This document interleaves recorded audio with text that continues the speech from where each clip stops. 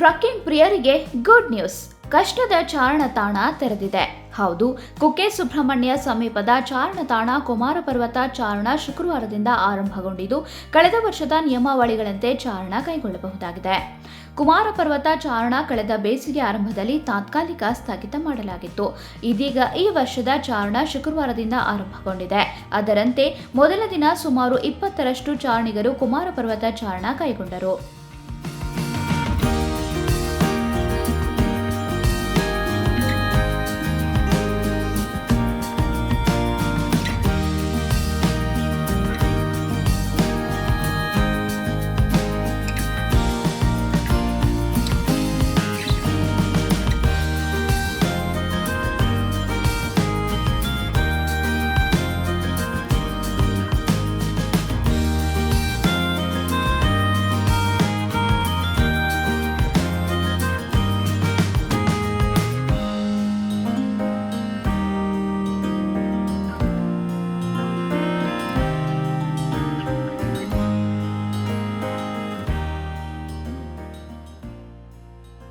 ಸುಬ್ರಹ್ಮಣ್ಯದ ದೇವರಗದ್ದೆ ಮೂಲಕ ಚಾರಣ ಆರಂಭಿಸಿದ ಚಾರಣಿಗರಿಗೆ ಪುಷ್ಪಗಿರಿ ವನ್ಯಜೀವಿ ವಲಯದ ವತಿಯಿಂದ ಹೂಗುಚ್ಛ ನೀಡಿ ಶುಭಾಶಯ ಕೋರಲಾಯಿತು.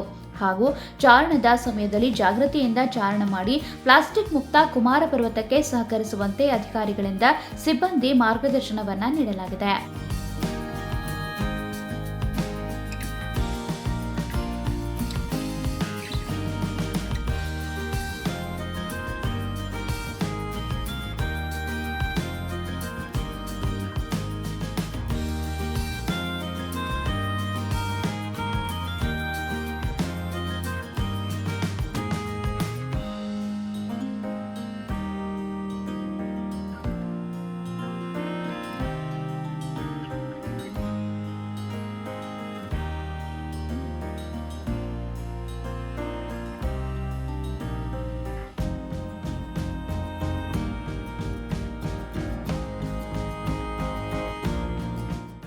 ಕುಮಾರ ಪರ್ವತ ಚಾರಣ ಕೈಗೊಳ್ಳಲು ಅರಣ್ಯ ವಿಹಾರ ಅರಣ್ಯ ಇಲಾಖೆಯ ವೆಬ್ಸೈಟ್ ಮೂಲಕ ನೋಂದಣಿ ಮಾಡಿ ಚಾರಣ ಕೈಗೊಳ್ಳಬೇಕಾಗಿದ್ದು, ನಿಗದಿತ ಮಿತಿ ಹಾಗೂ ಮಾರ್ಗಸೂಚಿಗಳ ಅನ್ವಯ ಪರಿಸರ ಸ್ನೇಹಿ ಚಾರಣ ಕೈಗೊಳ್ಳಲು ಅವಕಾಶ ನೀಡಲಾಗಿದೆ.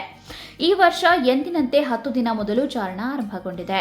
ಕುಮಾರ ಪರ್ವತ ಅತ್ಯಂತ ಎತ್ತರದ ಬೆಟ್ಟವಾಗಿ ಗುರುತಿಸಿಕೊಂಡಿದ್ದು, ಹೆಚ್ಚಾಗಿ ಕುಕ್ಕೆ ಸುಬ್ರಹ್ಮಣ್ಯದಿಂದಲೇ ಚಾರಣಿಗರು ಬೆಟ್ಟಕ್ಕೆ ಚಾರಣವನ್ನ ಆರಂಭಿಸುತ್ತಾರೆ.